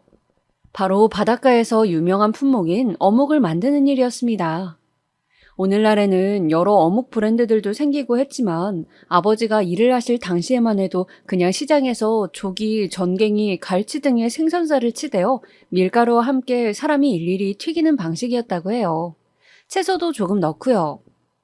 튀긴 음식이라 보관이 용이하고 먹으면 배도 든든해서 아버지의 장사는 제법 잘 되었다고 합니다. 저희가 살던 도시가 워낙 어묵으로 유명한 지역이기도 했고요. 시간이 지날수록 직원들을 차차 늘리고 직원들이 빠른 손놀림으로 일을 했지만 1980년대에 들어 도시화를 겪으면서 아버지는 나름 공장시설을 도입하시게 되었습니다. 좀 더 효율적으로 생산을 해보고 싶으셨던 거죠. 물론 시설을 갖추는데 돈은 많이 들었지만 그래도 새로운 시도였고 그만큼 장사는 더 자리를 잡아갔습니다. 이런 집에서 1남 2녀 중 막내로 태어난 저는 아버지의 덕분으로 유복하게 어린 시절을 보냈습니다. 크게 부족한 것이 없었고 그저 달리기 하는 것을 좋아하는 말괄량이 소녀였죠. 어린 시절 매일 하라는 공부는 하지 않고 아버지 공장으로 놀러 갔는데 저는 공부보다 뭔가 공장 돌아가는 것을 보는 것이 재미있었어요. 많은 생선의 살들이 여러 과정을 거쳐 제가 좋아하는 맛있는 어묵튀김으로 변하는 것이 너무나 신기했거든요. 아버지도 재미있어 하는 저를 굳이 오지 말라고 말리지 않으셨죠. 그리고 항상 퇴근하시는 길에 쫄래쫄래 따라가는 저에게 제일 큰 어묵 하나를 먹으라고 쥐어주시곤 했어요. 그 어묵은 아버지가 손수 방금 튀긴 것이었어요. 그렇게 아버지와 함께 저녁 노을을 보며 집으로 돌아오면 항상 어머니는 맛있는 반찬을 한 상 가득 차려놓고 아버지와 저를 기다리고 계셨죠. 고등학교를 졸업하고 저는 당연히 대학을 진학하는 오빠와 언니 뒤를 따르지 않고 아버지께 공장에서 일을 배워보고 싶다고 말씀드렸어요. 대학이야 필요하면 나중에 갈 테니 우선 어묵을 만드는 방법을 배우고 싶다고 말이죠. 그때는 왜 그랬는지 공장 직원분들과도 너무 친하고 그래서였는지 대학을 가는 것보다 공장에서 어묵을 만들며 아버지를 돕고 싶더라고요. 당연히 아버지는 무슨 소리냐며 처음에는 역정을 내셨지만 저는 고집을 부렸습니다. 어묵 만드는 것 좀 배워보고 그냥 월급 많이 안 주셔도 되니까 재미삼아 왔다 갔다 하겠다고요. 그렇게 저는 얼른 대학 가고 좋은 집에 시집 가야지라는 소리를 귓등으로 들으면서 20살부터 공장으로 출근을 했습니다. 그런데 그러다가 아버지의 사업이 힘들어졌습니다. 아무래도 IMF의 여파가 있었죠. 그 시기를 어떻게 잘 넘기나 싶었다가 아버지는 그만 공장까지 남에게 넘기게 되어 다른 어묵 공장으로 취직을 하시게 된 것이죠. 오빠와 언니는 대학을 다 졸업해갈 무렵이었는데 상황이 그렇게 되어버리자 대학을 가지 않고 아빠 공장 일을 돕던 저는 하루아침에 고졸의 무직자가 되어버렸습니다. 저 역시 일단 할 줄 아는 게 어묵 만드는 일이다 보니 어묵 공장에 들어가서 일을 하게 되었죠. 부모님은 저의 상황에 대해 많이 안타까워하시며 조금만 상황이 나아지면 바로 대학 갈 준비를 하라고 재수학원에 보내줄 테니 조금만 기다리라고 하셨어요. 저는 그렇게 몇 년을 어묵 공장에서 일을 하게 되었습니다.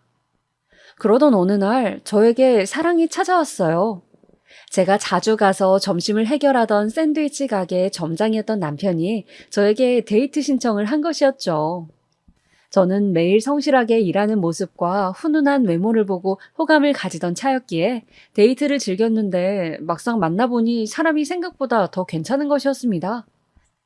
그래서 1년 정도 남편을 만나고 결혼을 결심했죠. 그리고 드디어 저는 남친의 부모님, 즉 예비 시부모님을 뵙게 되었습니다. 약속된 한정식 집에 도착해서 화장실에서 옷매무새를 가다듬고 막 남친의 가족분들이 있는 룸으로 향하려는 그때 손을 씻으며 전화를 하는 목소리가 들려왔어요. 그렇다니까? 고졸이라고 고졸! 원 마음에 안 차서? 아니 학벌도 없고 어묵 공장에서 일한다니 우리 아들만 괜히 돈 벌어오느라 고생하는 건 아닌지. 아들이 좋다니까 시키긴 하는데 영 마음에 들진 않지. 저는 순간 몸이 굳는 것 같았습니다. 아무래도 저 전화의 주인공이 저의 예비 시모 같더군요. 고졸이라고 누군가 저에게 그렇게 대놓고 말하는 것을 처음 들어서인지 기분이 엄청 나빴습니다. 문소리가 들리고 그 전화를 하셨던 분은 나가신 것 같아서 저는 조심스레 손 씻는 곳으로 나가보았어요. 그리고 화장실 거울을 보며 애써 눈물을 닦았습니다. 바보같이 울지 말고 더 당당하게 고졸이지만 그래도 우리 부모님이 나를 얼마나 열심히 잘 키워주셨는지 보여주자고 다짐을 했습니다. 그리고 예비 시댁 식구들을 만나러 갔죠. 막상 얼굴을 보자 화장실 통화의 주인공이 예비 시모인지 아닌지 헷갈렸습니다. 왜냐하면 어머니 아버지 두 분이 굉장히 점잖고 교양이 넘치셨거든요. 저는 혹시 내가 다른 사람 이야기를 듣고 지레 겁을 먹은 것일 수도 있겠다 싶었습니다. 두 분은 저를 안쓰러워하시며 부모님 이야기도 다정하게 물어보시고 결혼에 대한 따뜻한 말씀을 해주셨죠. 저는 저에게 새로운 가족이 생긴다는 기쁜 마음을 안고 결혼을 하게 되었어요. 시댁에서는 감사하게도 우리가 알아서 신혼집을 마련할 테니 혼수만 간단히 채우라고 예단이다 뭐다 그런 거 할 필요도 없다면서 결혼으로 장사하는 사람들 이해를 못하겠다고 하셨어요. 그래서 저는 간단히 가전제품 큰 것들만 마련해서 결혼을 하게 되었습니다. 저희 부모님 역시 처음에는 대학 갈 준비도 안 하고 무슨 어린 나이에 결혼이냐고 반대를 하시다가 제 남편을 보시고 나서는 사람이 생각보다 속도 깊고 성실해 보인다면서 샌드위치 가게 점장까지 벌써 하는 것을 긍정적으로 봐주셨어요. 저는 결혼해서도 아기를 바로 가지지 않고 대학을 입학하기 위한 준비를 하겠다고 약속을 드리고 결혼을 허락받게 되었죠. 저는 일생에 한 번뿐인 결혼인데 제가 생각하는 느낌의 결혼식을 하고 싶어 열심히 알아봤습니다. 저는 5월의 신부가 되고 싶었어요. 그리고 가든파티 느낌이 나는 결혼을 하고 싶었죠. 그러기 위해서는 야외 식장이 필요했습니다. 생화도 많이 필요했고 정원이 있는 결혼식장을 찾아야 했고 혹시 결혼식장이 아니라 장소를 대여한다면 야외 출장 뷔페도 알아봐야 했죠. 혼자 품을 팔다가 도저히 안 돼서 웨딩 플래너와 열심히 상담하며 식장도 잡고 웨딩 촬영도 하면서 특별한 결혼식이 될 수 있도록 애썼죠. 양가 가족들 그리고 친구들 축복을 받으며 결혼했고 동양의 하와이라고 불리는 일본 오키나와로 신혼여행도 다녀왔습니다. 오키나와는 미군 주둔지여서 스테이크가 유명했는데 아직도 거기 가서 남친에서 남편이 된 것을 축하하면서 둘이서 남편은 맥주에 스테이크를 저는 주스와 스테이크를 먹었던 것이 눈에 아른거릴 만큼 저에게는 행복한 기억입니다. 날씨도 좋았고 분위기도 좋았고 모든 것이 행복했어요. 해변에서 수영을 하는데 그 순간 얼마나 행복한지 이 사람과 살면서 항상 이런 기분으로 살 수 있다면 정말 좋겠다 그런 생각도 들었습니다. 그렇게 시작된 제 결혼 생활은 1년간 무던하게 흘러갔습니다. 저는 독서실을 끊어서 대학 입학 공부를 하면서 시간을 보냈고 남편은 매일 출근을 했죠. 그런데 제가 막 대학을 붙어서 입학 준비를 하려던 찰나 남편은 샌드위치 가게 점장 일이 마음에 안 들었던지 이제 내 사업을 좀 해보고 싶다면서 계속 가게를 그만둘 공리를 하는 것이었습니다. 내심 불안해진 제가 그만두면 뭘 하고 살 거냐고 물어도 남편은 그저 미천을 가지고 사업을 구상 중이라고만 했어요. 저는 당장 저도 대학을 다녀야 하는데 남편이 사업을 시작했다가 잘 되지 않으면 어쩌나 걱정이 앞섰습니다. 그래서 그런 우려의 말을 하니 남편은 제 말을 들어보지도 않고 다짜고짜 화를 내는 것이었어요. 자신을 못 믿는 거냐면서요. 그러던 어느 날 저녁이었습니다. 자기야, 잠깐 할 말이 있는데 내가 사업 구상하고 있는 건 알고 있지? 샌드위치 가게 일 그만두고 브런치 레스토랑 차리고 싶다며. 그 준비 때문에 소개받은 식당이 있어서 가서 3개월간 일을 일단 배우고 나서 오픈 준비를 해서 차릴까 해. 어, 그래서 말인데 어차피 우리가 한 가족이니까 운명 공동체 아니겠어? 자기 부모님이 대학 등록금 하라고 돈 주신 거 있지? 그거 일단 자기 대학 가는 걸 좀 미루고 내 사업 자금에 보태면 어떨까? 뭐라고? 남편은 말도 안 되는 소리를 하는 것이었어요. 자기 식당을 오픈하고 싶어서 눈에 보이는 게 없는지 세상에 우리 부모님께서 저 대학 등록금으로 마련해 주신 돈을 탐내는 거 있죠? 저는 너무 당황스러웠습니다. 성실하고 일밖에 모르는 남자라 그런 점이 좋아 보여서 결혼한 것이었는데 이런 식으로 사업을 한답시고 저를 힘들게 할 줄은 몰랐어요. 친정 부모님이 주신 돈을 제가 남편 사업에 보탠다는 것은 아무리 생각해도 좀 마음이 안 내켰습니다. 그래서 저는 남편에게 그건 좀 힘들겠다고 말했어요.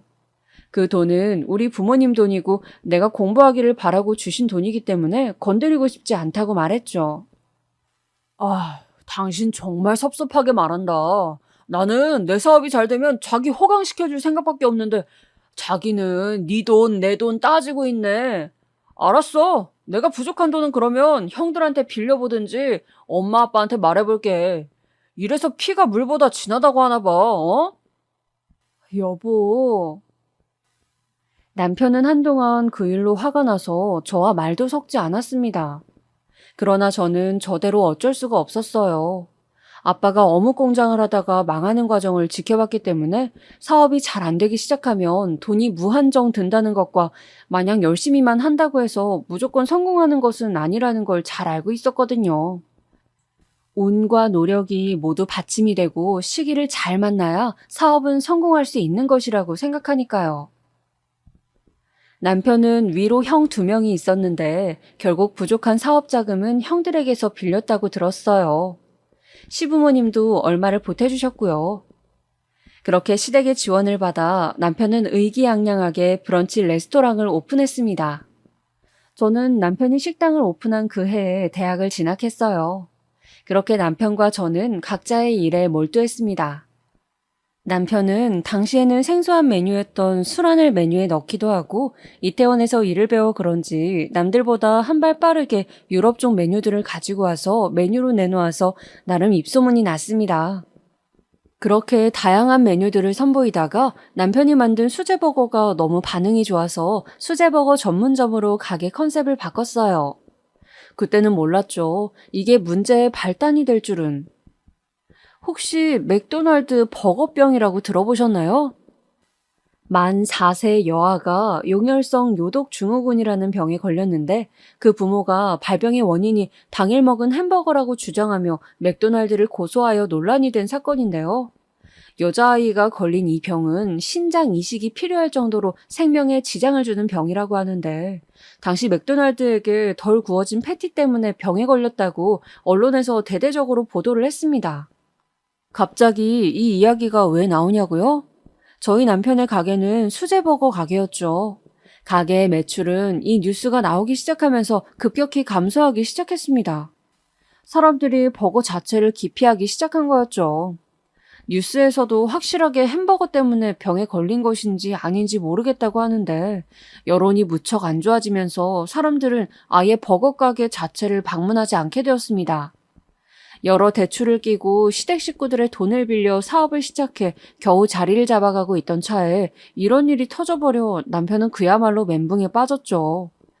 어떻게든 돈을 벌어보려고 다른 아르바이트를 시작하고 아등바등 노력하던 남편은 결국 시댁 식구들뿐만 아니라 주변 친구들 돈까지 다 여기저기서 빌리고 제2금융권 그리고 사채까지 손을 뻗치게 되었습니다. 어떻게 해서든 가게를 접지 않고 끌고 가다 보면 상황이 좋아질 것이라 여겼기 때문이죠. 저희가 살던 집도 담보를 잡힌 것은 당연하고요. 그러나 햄버거병의 여파는 생각보다 길었습니다. 그 고통의 시간 동안 남편은 빚이 그렇게 쌓여간다는 것을 저에게도 말하지 않은 채 혼자 머리를 부여잡고 끙끙대며 밤마다 소주를 마셨어요. 안주도 없이 깡소주를요. 그러다가 어느 날 아침 달랑 편지 한 장을 남겨두고 남편은 헛개비처럼 사라져버렸습니다. 아침에 일어나 남편이 출근한 줄 알았던 저는 그날 밤이 되어서야 남편이 우편함에 넣어둔 편지를 발견했어요. 자기야, 나 아무래도 빚 때문에 도저히 안 될 것 같아. 아는 분이 돈벌이 할 수 있는 일을 소개해 주신다니까 좀 멀리 다녀올게. 배를 탈 수도 있을 것 같고. 아무튼 너무 걱정하지 마. 그리고 혹시 빚쟁이들이 연락 오면 그냥 당신은 아무것도 모른다고 이혼할 거라고 해. 상황 좀 나아지면 연락할 테니까 형들한테도 잘 좀 말해주고. 편지에는 자기 사정만 일방적으로 적혀 있었고 어디를 가는지 연락할 수 있는 전화번호라든지 그런 것조차 없었습니다. 저는 남편이 너무 원망스러웠죠. 그렇게 저는 남편의 행방불명과 함께 가게는 망하고 남편의 빚 때문에 시달리는 일상을 보내게 되었습니다. 대학도 휴학계를 낼 수밖에 없었습니다. 사람들이 자꾸 찾아왔기 때문이죠. 뿐만 아니라 가끔 가던 시댁 역시 저에게는 고통의 장소였습니다. 시부모님과 아주버님들의 돈이 알고 보니 다 합쳐서 1억이 넘게 물려 있었는데 남편이 언제까지 갚겠다고 해놓고는 사라져버렸기 때문에 아주버님과 형님들 그리고 어머님의 눈초리가 곱지 않았어요. 특히 그래도 부모니 어머니는 아들을 안쓰러워하는 거라도 있었는데 어찌 보면 피가 섞이지 않은 인척 사이인 형님들의 경우는 정말 노골적으로 저를 갈구는 식으로 구박을 하기 시작했습니다. 시댁에 제사가 있을 때마다 당연한 듯이 저는 아침부터 불려가 허리 한번 펴지 못하고 장보기부터 시작해 모든 노동을 하루 종일 파김치가 되도록 해야 했어요. 그리고 제사를 지낼 때쯤이 되면 형님들은 당연하다는 듯이 그제서야 나타나시거나 혹은 직장일이 바쁘다고 안 오시는 경우도 부지기수였죠. 시부모님 생신 역시 마찬가지였습니다. 생신 음식 준비를 위해 저는 심지어 생신 전날부터 시댁에서 자고 새벽부터 음식을 시작해야 했습니다. 부엌에는 산더미 같은 일거리들이 저를 기다리고 있었죠. 저도 그래도 생신인데 아들은 연락도 안 되고 속상하실 것 같아 제가 남편의 몫까지 하고자 성심성의껏 어머님의 심부름을 했습니다. 미역국도 퍼서 나르고 전도 뒤집고 또 나물도 무쳤습니다. 어머님은 저에게 이거 가져와라 저거 가져와라 하시면서 잔소리도 하고 저를 타박도 하셨죠. 그래도 저는 그런 어머님을 좋게 생각하려고 애썼습니다. 음식을 하시면서 어머님은 당신이 아들을 걱정하시고 그리워하며 슬퍼하셨어요.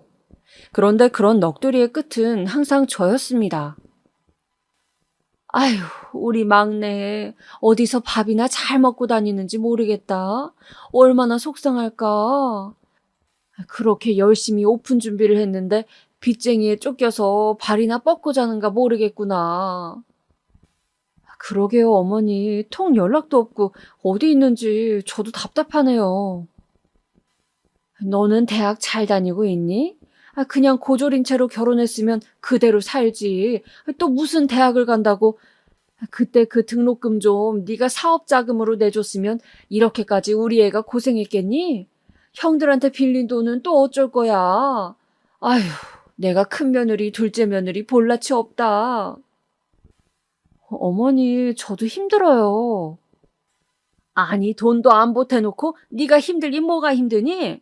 그나저나 두 집 다 애들도 있고 돈도 빠듯한데 진짜 네가 형님들한테 미안하다고 싹싹 빌고 계속 차려야 된다. 돈 갚을 때까진 말이야.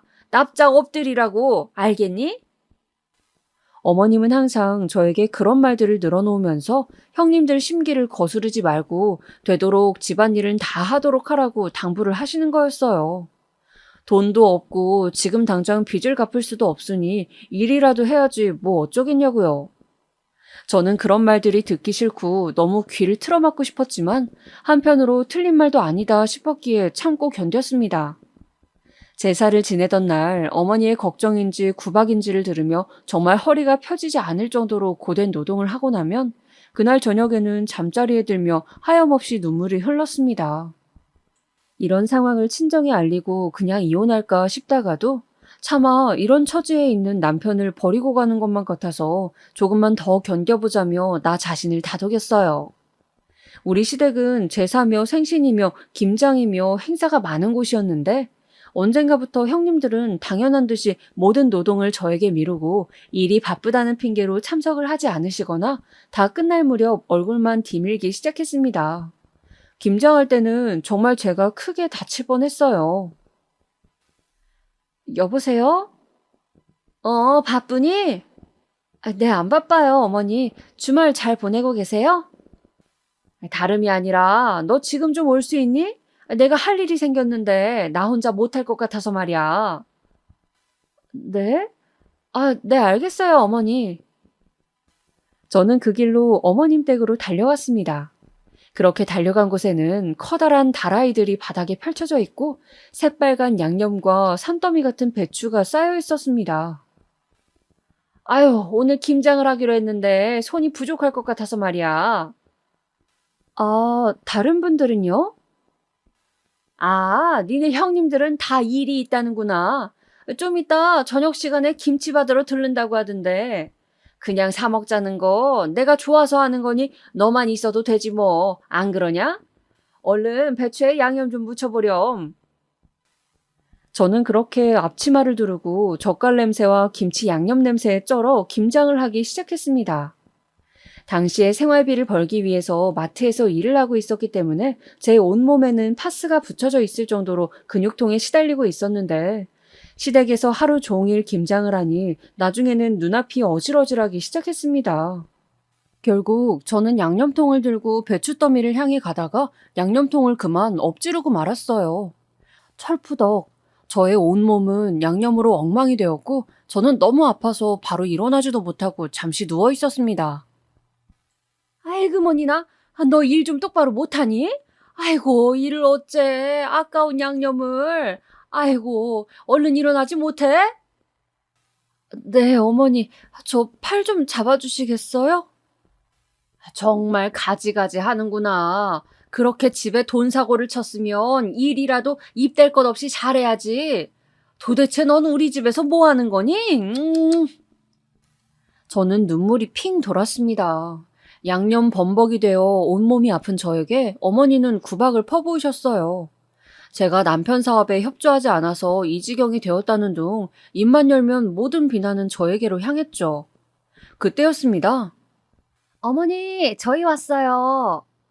어찌된 일인지 큰형님과 둘째 형님이 함께 들어오시는 거였어요. 직장을 다녀오신 모양인지 정장을 입고 핸드백을 메고 거짓골이 된 저를 바라보고 있는 형님들. 어머, 동서, 그게 무슨 꼴이야? 넘어진 거야? 아유, 아프겠다. 근데 동서, 모양이 꼭 무슨 양념 닭다리 같아. 시뻘건 게. 두 분은 제 모습이 웃겼는지 박장대소를 하시더군요. 저는 눈물이 핑 돌았지만 그저 억지 미소를 지으며 화장실로 가서 몸을 씻어낼 수밖에 없었습니다. 저에게는 제사, 김장 말고도 또 스트레스 받는 일이 있었는데 바로 여름 휴가였어요. 시댁은 무슨 고집이신지 여름 휴가만은 항상 다 같이 가야 한다는 철칙이 있었습니다. 온 가족이 한 명도 빠짐없이요. 평소 시댁 행사에 잘 도망다니는 형님들이라도 휴가는 절대 피할 수가 없었어요. 저는 남편이 없이 3번 정도를 여름 휴가에 참석하게 되었는데 출발하면서부터 저의 고난이 시작되었습니다. 큰형님네는 아이가 2명이 있었고 둘 다 초등학생이었어요. 그리고 둘째 형님네는 아이가 3명이 있었는데 제일 어린애는 막 3돌이 지난 상태였습니다. 일단 아이들이 5명이나 되니 모이면 정신이 없었어요. 계속 뛰어다니고 눈을 뗄 수가 없었는데 형님들은 제가 나타나면 당연하다는 듯이 아이들 돌보는 일부터 모든 음식 준비까지 저에게 다 일임을 하시고 자기들끼리 커피를 마시러 가버리거나 핸드폰을 보면서 여유롭게 대화를 나누셨습니다. 아주버님들 역시 남편이 돈을 갚지 않고 사라진 이후 저에게는 거의 말도 붙이지 않고 저를 유령 취급하셨죠. 시어머니도 역시 무슨 일만 있으면 저를 시키기 바쁘셨고요. 한 번은 제가 아이들 5명을 돌보다 보니 한 명이 까불다 넘어져 무릎이 까졌는데 그때 진심으로 둘째 형님이 저에게 화를 내시더군요. 동서, 좀 신경 써서 애들을 봐야지. 여기가 계곡이라 돌도 있고 애들은 눈 떼면 다친다고. 우리 애 무릎에 흉지면 어떡할 거야? 죄송해요, 형님. 근데 제가 애를 안 키워봐서 잘 챙기려고 해도 잘 안 되네요. 동서, 우리 돈 떼먹어 놓고 돈이 없으면 몸으로라도 떼와야지. 정신 좀 차려. 네, 죄송해요, 형님. 저는 그렇게 여름 휴가마다 지옥을 맛보았습니다. 가끔은 시어머니의 남동생분인, 그러니까 제 남편 입장에선 외삼촌네 자식들과 손주들까지 오면 총 인원이 20명이 될 때도 있었는데 그 음식 준비도 저 혼자 다 도맡아서 해야 했습니다. 주로 계곡에 가서 텐트를 치고 하루 종일 놀았는데 점심 식사 20인분을 혼자 준비하는 것은 마치 전쟁과도 같았죠. 저는 그 전날부터 국을 미리 만들어 놓고 밑반찬도 하루 종일 만들어서 가지고 갔고 최대한 음식을 준비해 가서 빠르게 차리려고 하는데도 20인분이나 되다 보니 시간은 2시간은 걸리는 것 같았습니다. 치우는데 1시간은 걸렸고요. 다른 형님들은 알록달록한 원피스를 입고 선글라스를 끼고 사진을 찍으며 시원한 계곡물에 발을 담그는 동안 저는 집에서 입던 늘어진 티셔츠에 앞치마를 두르고 정말 말 그대로 식모처럼 계속 불 앞에 서서 음식을 만들고 치우고 설거지하고 쓰레기 버리고 아이들 다치지 않을까 챙기고 식사 준비를 마치고 겨우 좀 쉬려고 하면 디저트를 드시면서 저보고 애를 보라고 하시니 정말 미칠 지경이었습니다. 그런 날 밤이면 저는 연락도 되지 않는 남편 옛날 폰번호에다가 욕을 잔뜩 써놓곤 했어요. 야, 이 자식아. 도망을 갈 거면 나를 데리고 가든가 이혼을 하고 가든가. 나 혼자 이 모진 구박을 어떻게 버티라고. 정말 성실한 거 하나 믿고 결혼했는데 정말 연락 안 되니 너무 답답하다. 무슨 안 좋은 일 있는 건 아니지? 제발 연락 좀 해줘, 자기야. 나 진짜 너무 힘들어. 주로 이런 내용의 문자들이었습니다. 이혼을 하고 싶은 마음이 날이 갈수록 굴뚝 같아졌지만 도대체 연락이 돼야 이혼을 해도 할 텐데 참 남편이 야속하고 또 야속했습니다. 날이 갈수록 잠 못 이루는 밤이 들어가고 저는 입맛을 잃어 살도 5kg나 빠졌습니다. 친정 부모님이 걱정하실까봐 친정에도 잘 가지 않았어요. 살이 빠진 저의 초췌한 얼굴을 보면 부모님이 너무 걱정을 할 것 같았거든요. 그렇게 마트 일을 다니면서 저는 사람도 잘 만나지 않고 저의 쾌활했던 성격을 잃어갔습니다. 뭐랄까, 식물로 치자면 말라 비틀어진 모습이 되어갔다고나 할까요? 마트에서 같이 일하던 김씨 아주머니가 제 모습을 보다 못해서 어느 날 저를 부르시더군요. 세댁, 요새 무슨 일이 있어? 얼굴이 너무 안 좋아. 아직도 남편이 연락도 안 돼? 예전에 밥을 먹으면서 답답한 마음에 슬쩍 제 사정을 털어놓았더니 걱정이 되셨나 보더라고요. 네. 요즘 입맛도 영 없어 보이고 우울증 걸린 거 아니야? 내가 실은 몇 년 전에 모든 일에 너무 의욕이 없어서 정신과 상담을 받은 적이 있거든. 병원 추천해 줄 테니까 한번 가봐. 이러다 죽겠어. 응? 그렇게 저는 난생 처음으로 정신과 병원을 가게 되었습니다. 무슨 큰 정신병이라고 하면 어쩌나 걱정이 들었지만 어떤 이야기를 들어도 지금 제 상황에서 더 나빠질 것은 없을 것도 같았죠. 병원에서 만난 의사 선생님은 제가 생각한 쌀쌀맞은 의사 선생님의 느낌과는 완전 달랐습니다. 인자한 인상의 여자 선생님이셨는데 저에게 하고 싶은 이야기가 있으면 뭐든 좋으니 해보라고 하셨죠. 저는 저도 모르게 쉴 새 없이 말을 쏟아내다가 눈물을 흘리고 말았어요. 선생님은 저에게 휴지를 내밀며 말씀하시더군요. 환자분이 힘들다고 느끼면 힘든 거예요. 그리고 환자분이 시댁 식구들한테 죄책감 느끼고 혼자 모든 걸 다 하지 않아도 돼요. 먼저 나 자신부터 돌보고 하고 싶은 말은 하도록 하세요. 이렇게 힘든 상황일수록 조금이라도 긍정적으로 생각하고 자신을 사랑해야 해요. 저는 선생님의 모든 걸 다 해내지 않아도 괜찮다는 그 말이 가슴 깊숙이 와닿는 느낌이었습니다. 진심으로 위로가 되는 말이었어요. 그동안 내가 얼마나 남편의 과오까지 내 몫으로 생각하고 모든 것을 떠맡으려 했는지 새삼 깨닫게 되었습니다. 저는 그냥 제가 하고 싶은 대로 인생을 살면 되는 것이었어요. 남편이 무책임하게 빚을 지고 저한테 수습을 떠넘기고 사라진 것처럼 저 역시 제가 원하는 대로 살아도 되는 것이었죠. 그걸 제 짐으로 지운 것은 그냥 시어머니와 형님들이 자신들의 스트레스를 풀기 위해 저를 괴롭힌 것이었어요. 저는 마치 머리를 누군가에게 한 대 맞은 듯이 모든 것이 갑자기 선명해지는 느낌이었습니다. 남편이 연락이 되든 말든 나는 이혼 소송을 제기할 수도 있고 시댁의 불합리한 처사에 내 목소리를 내도 되는 것이었어요. 그렇게 마음을 먹고 나자 조금 의욕도 생기고 식욕도 생기는 듯 했습니다. 하루 중에 나 자신을 위해 뭔가 소소한 일을 하는 시간도 가지기로 했어요. 30분 정도 제가 정말 하고 싶은 일을 하는 것이죠. 주로 산책을 하거나 부모님과 통화를 하거나 또 좋아하는 드라마를 봤어요. 그리고 항상 거울을 보면서 나 자신에게 말했습니다. 너는 소중한 사람이야. 더 이상 혼자 모든 것을 견디지 말자. 이렇게 매일 하다 보니 정말 놀라울 정도로 좋아지는 느낌이 들었어요. 모든 것을 심플하게 생각하니 세상에는 즐거운 일도 많고 하루하루 느낄 수 있는 작은 즐거움들이 많았죠. 한동안 시댁에서 행사가 있어도 저는 친정에 일이 있다며 핑계를 대고 참석하지 않았습니다. 시어머니는 당황하시는 듯 했지만 저는 이제 제 인생을 제대로 살기로 했기 때문에 괜찮았어요. 그러던 와중에 드디어 지옥의 여름 휴가가 다가왔습니다. 여전히 남편은 아무 연락도 되질 않았어요.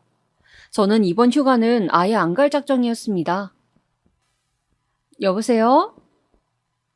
셋째야. 우리 이번 주말에 늘 가던 계곡으로 휴가 가기로 했다. 동생네도 온다고 하니까 20인분 음식 준비해 오렴. 어머니 죄송하지만 저는 올해는 휴가 참석 못할 것 같아요. 뭐? 아니 왜? 저도 힘들어서 더 이상 못하겠어요, 어머니. 이혼하라고 하시면 그렇게 할게요. 남편이라고 몇 년째 연락도 안 되고 제멋대로인데 저도 이제 지치네요, 정말. 네가 인간이냐? 네? 네가 사람이냐고? 네가 친정서 받았던 돈 그거 보태줬으면 우리 아들이 그렇게 마음고생하고 형들한테 그런 취급받을 일도 없었잖니. 어떻게 요만큼도 미안해하는 게 없어? 됐고 이혼을 하든 말든 내가 첫째 둘째 눈치를 얼마나 보는데 네가 안 오면 음식을 그러면 다 늙은 내가 하란 말이니? 너네 집에 돈 뜯긴 큰애 둘째가 하란 말이니? 잔말 말고 당장 이혼하고 싶은 게 아니면 와! 뚝! 어머님은 그렇게 자기 할 말만 퍼부으시고 전화를 끊으셨습니다. 저는 어이가 없었어요. 어차피 이런 대접을 받을 거 그동안 왜 그렇게 전전긍긍하며 고생을 했는지. 저는 그냥 안 간다고 말하려다가 이대로는 분해서 안 될 것 같아서 저 나름의 복수 계획을 세웠습니다. 우선 인스턴트 식품을 잔뜩 사서 캐리어에 넣었어요. 그리고 편의점 도시락을 20인분 샀습니다. 콜라도 잔뜩 샀죠. 그리고 집에 있던 구명조끼를 하나 들고 갔습니다. 근사한 수영복도 하나 샀죠. 그리고 대망의 여름 휴가 날이었습니다. 왔니? 다들 배고프니까 점심 준비부터 하거라. 네, 저기 도시락 사다 놨으니 하나씩 드시면 돼요. 전자레인지가 없어서 좀 차갑긴 하겠지만요. 그럼 저는 물놀이 하러 다녀올게요. 저는 도시락을 쌓아둔 곳을 가리키면서 미소를 띤 채 계곡으로 향했습니다. 몇 번을 갔어도 발 한 번 담궈보지 못했던 계곡물은 정말 시원했어요. 그동안의 서름이 한순간에 씻겨 내려가는 느낌이었죠. 그렇게 저만의 망중한을 즐기고 있을 때 형님 두 분이 제 곁으로 다가오시더군요. 동서, 음식이 저게 뭐야? 이제 막 나가기로 한 거야? 형님, 저도 계곡물에 몸 좀 담궈보려고요. 식모도 아니고 계속 일만 할 순 없잖아요. 참 뻔뻔하다. 돈도 없는 년이. 그런 거라도 해야지. 뭐라고 하셨어요, 지금? 아니야, 그냥 어이가 없어서. 어느새 옆에 다가온 시모 역시 형님 둘과 함께 고개를 끄덕이고 계시더군요. 저는 순간 더 이상은 안 되겠다 싶었습니다. 그래서 계곡에서 나온 다음 냅다 큰형님 멱살을 잡고 물속으로 던져버렸어요. 오랫동안 공장 일을 했고 또 바닷가 출신이라 수영도 잘하던 저의 힘에 형님은 찍소리도 못하고 계곡에 풍덩 빠져버렸죠. 어머, 뭐 하는 짓이야? 저는 들은 척도 하지 않고 둘째 형님 그리고 마지막으로 시모까지 계곡물 맛을 보여드렸어요. 풍덩 풍덩. 아유, 사람 살려. 동서 동서. 제가 있던 곳은 계곡의 한쪽이라 다른 가족들은 아무도 세 분이 빠진 것을 보지 못했습니다. 저는 물에 빠져 허우적대는 세 명을 보며 통쾌하게 웃다가 가지고 온 구명조끼를 한 명에게 던져준 다음 수영을 해서 나머지 두 명도 건져주었죠. 수영을 못하는 사람 입장에서는 깊은 물이지만 제 입장에서는 얕은 물이라 다시 셋을 건져내는 것은 쉬웠습니다. 세 사람은 그야말로 물에 빠진 생쥐꼴이 되어 온몸을 떨면서 저를 두려운 눈으로 바라보더군요. 특히 시모는 너무 놀랐는지 아무 말도 못하고 입을 턱 벌린 채 저를 바라보고 있었어요. 저는 그 얄미운 세 명에게 웃으며 말했습니다. 어머님, 형님들, 저는 이제 제 잘못이라고 자책 안 하고요. 행복하게 살기로 했어요. 부당하게 시키는 모든 시집살이 노동은 하지 않을 거예요. 이혼을 해도 괜찮고요.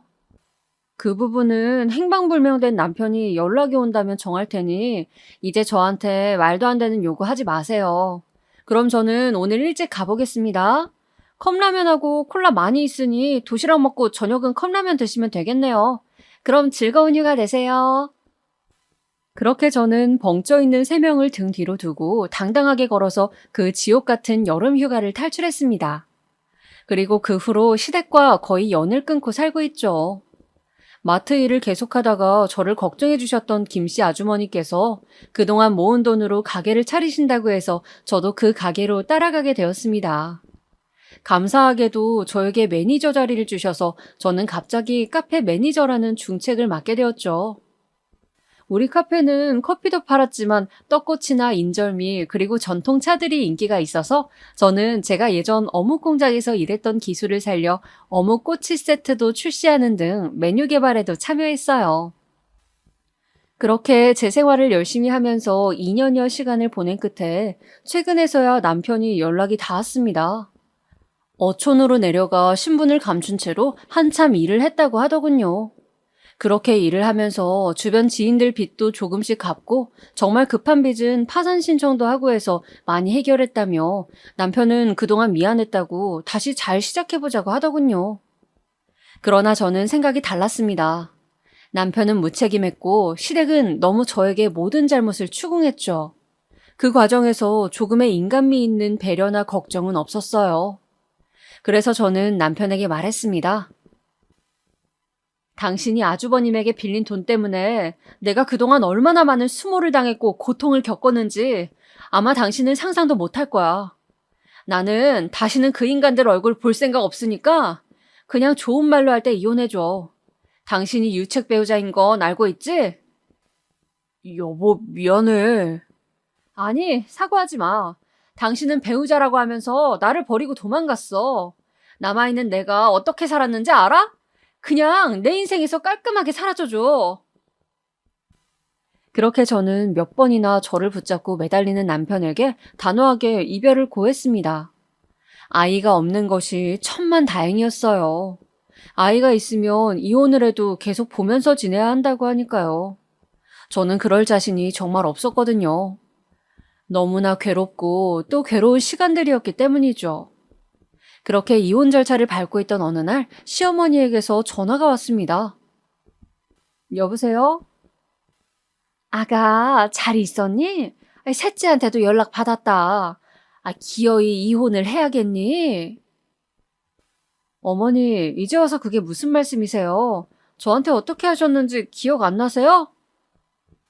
그때는 내가 그냥 너무 힘들어서 너라도 좀 뭐라도 하는 신용을 하면 다른 며느리들 앞에서 내 체면도 서고. 어머님 아들이 사고 친 걸 제가 왜 수습해야 돼요? 그것도 무슨 식모도 아니고 그렇게 힘들게 일하면서요. 아직도 비가 오면요, 삭신이 쑤셔요.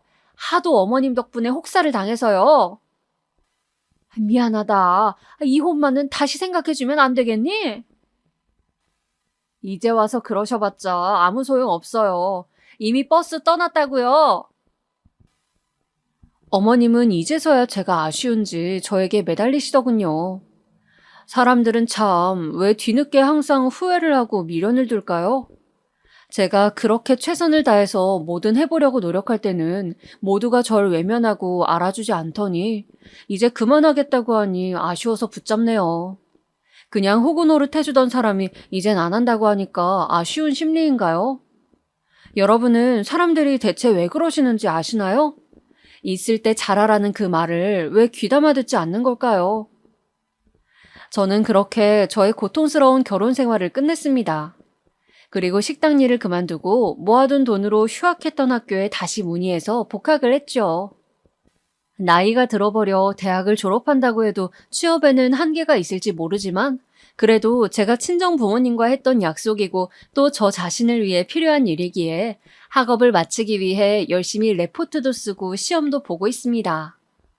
그렇게 하루하루 저 자신에게 집중하는 이 시간이 너무 행복하고 좋습니다. 여러분, 오늘 저의 이혼 스토리 어떻게 들으셨나요? 제가 드리고 싶은 마지막 말씀은 어떤 순간에도 나 자신을 사랑하라는 것입니다. 들어주셔서 감사합니다. 행복한 하루 보내세요.